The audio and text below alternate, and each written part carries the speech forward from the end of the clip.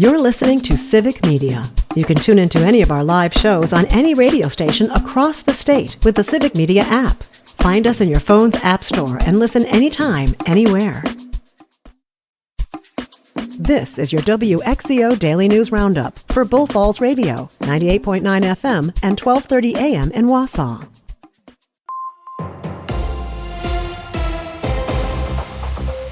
For WXCO News, I'm Brittany Merlot. A winter weather advisory has been issued, with snow starting early this evening and continuing into the night. We're looking at a decent chunk of accumulation possible, so have a plan to clear the snow and shovel in shifts. If you start sweating in freezing temperatures, take a break. Also, push the snow with a shovel rather than picking it up and tossing it. It's easier on your heart that's already working harder in the cold conditions. And don't overexert yourself. Ask for help if you need it. Local landscape and plow companies will clear your driveway for a charge.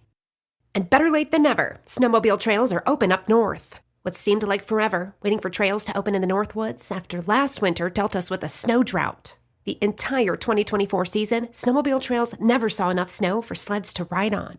Locals were let down, tourists canceled trips, and businesses lost a lot of money. Hopes were higher for this winter, and now most of the Northwoods snowmobile trail systems are open, including Iron, Vilas, Forest, Langlade, Oneida, Lincoln, Price, and Taylor counties, as well as Sawyer, Washburn, and Burnett.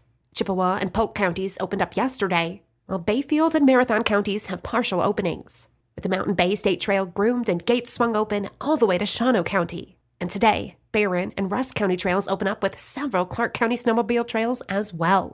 And remember, it's early season riding conditions, so ruts will be created quickly and speed is a factor. So reduce it, especially around turns. And with this thin base, there are some icy patches and very rough agricultural fields.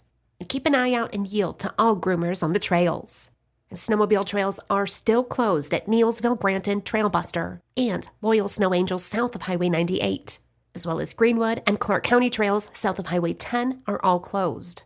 Also, ATV and UTV use is not permitted at this time. And remember that if you ride off the trail, it's considered trespassing. A proposal to expand Medicaid coverage for postpartum mothers is once again being considered in the Wisconsin State Senate. The bill would give low-income mothers a full year of postpartum Medicaid coverage, as opposed to the 60 days currently allowed. There are only 2 states in the country where Medicaid hasn't been expanded to moms for a year: Wisconsin and Arkansas. State senators heard testimony on the issues from medical providers this week, and the proposal has wide bipartisan support in the legislature. But Assembly Speaker Robin Vos opposes the bill, and because of that, he hasn't put it up for a vote in the Assembly. And it doesn't matter how much bipartisan support there is. If the Speaker doesn't allow a vote, the bill can't pass. And this election cycle's hottest contested race is for the Wisconsin Supreme Court Justice. Now, the candidates have agreed to debate. Lisa Hale has more. The Wisconsin Supreme Court candidates, Susan Crawford and Brad Schimmel, have agreed to a debate next month. The debate will be hosted by WISN-TV in Milwaukee on Wednesday, March 12th at 7 p.m. Crawford is a Dane County Circuit Court judge and former prosecutor. Schimmel is the former state attorney general and sits as a judge on the Waukesha County Circuit Court. The candidates are vying for the seat being vacated by retiring Justice Ann Walsh Bradley. The spring election is set for April 1st. And while the state's highest court is supposed to be nonpartisan, its balance will be determined by this election. Currently, it leans left 4-3. Ann Walsh Bradley is considered a liberal justice, as is Crawford. Schimmel is considered conservative.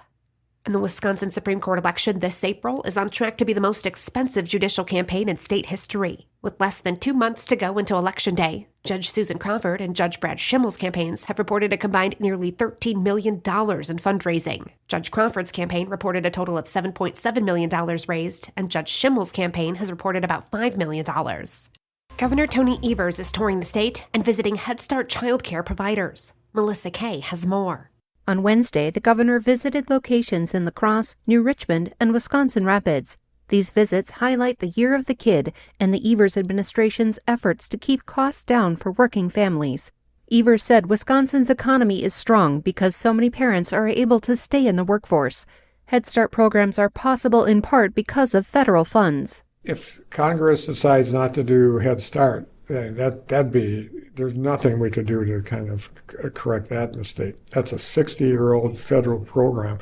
I just don't think the state could do any more than what I'm hoping they're going to do in this next legislative session. The 2025-27 executive budget will include ongoing funding to make the Child Care Counts program permanent. This includes investing over $500 million aimed at lowering child care costs, supporting this critical industry, and investing in employer-sponsored child care. The lack of federal funding would have disastrous consequences for states and critical programs that support kids, families, and communities in Wisconsin. It would be an unbelievable shame if the president decides, we're done with this, moms and dads can take care of it. That would be horrible. Governor Evers said Democratic legislators are in favor of funding childcare, and he's hoping they can work in a bipartisan manner like they did with shared revenue and the Brewers Stadium. We worked in a bipartisan way. Hopefully child care counts will be one of those this time. He said they just need a handful of people to understand how important childcare is for our kids, our working families, and our economy. The 2025-27 executive budget will be published in the upcoming days. The support for a statewide Office of Violence Prevention is gaining ground in Wisconsin. Melissa Kay has more.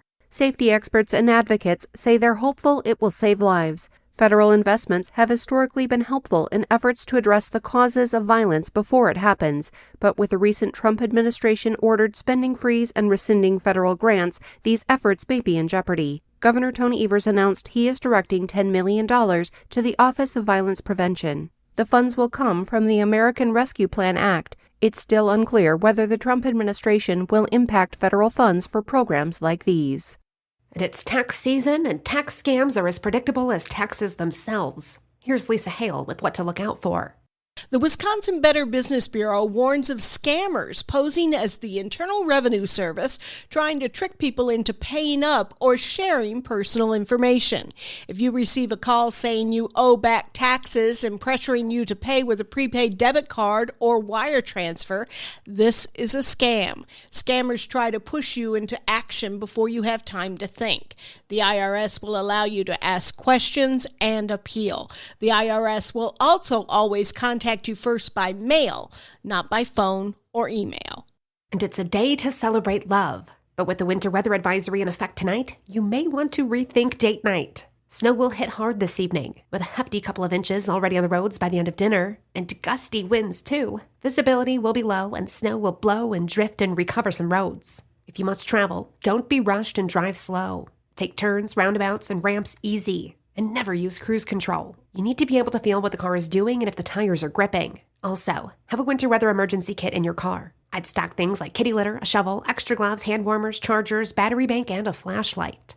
I'm Brittany Merlot for WXCO. On your entertainment beat, I'm Pete Schwaba. Forever Bros, Travis Kelce and Patrick Mahomes are coming under fire from Kansas City Chiefs fans for having a double date with their best girls, Taylor Swift and Brittany Mahomes, fairly certain it was in that order, just 24 hours before the Super Bowl. What?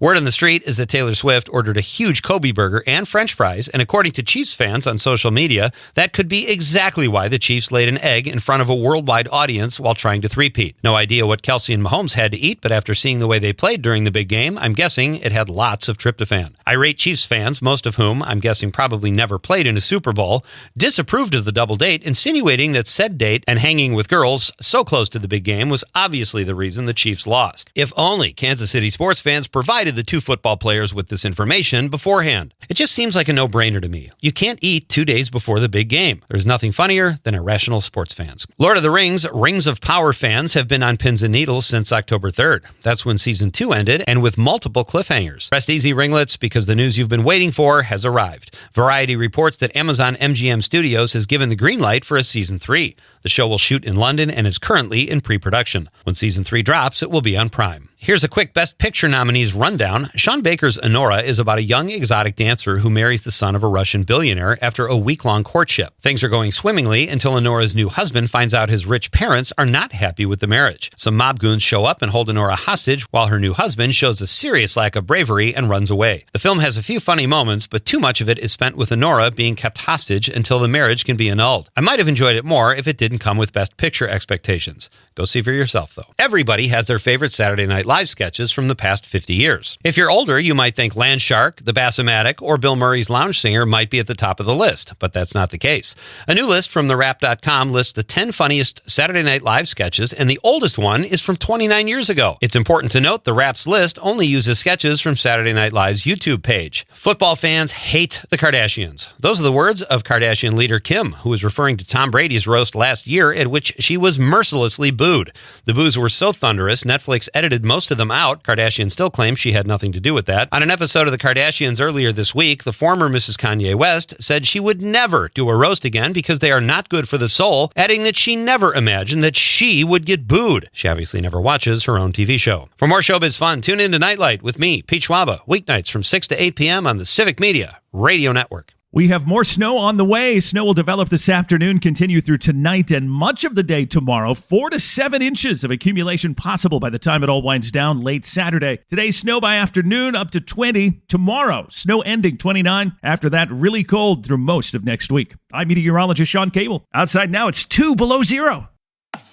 That's your WXCO Daily News Roundup from Civic Media. Subscribe to this podcast on Spotify, Apple, or wherever you find your podcasts. Find more news at bullfallsradio.com. The national news cycle never stops, but it can be hard to find news about your local community. Civic Media is dedicated to providing quality local and state news coverage across Wisconsin. With the Civic Media app, you can get notifications about local stories that matter to you and your community. Find the free Civic Media app in your phone's app store and choose notifications from the menu to tell us what kind of news you want to hear about.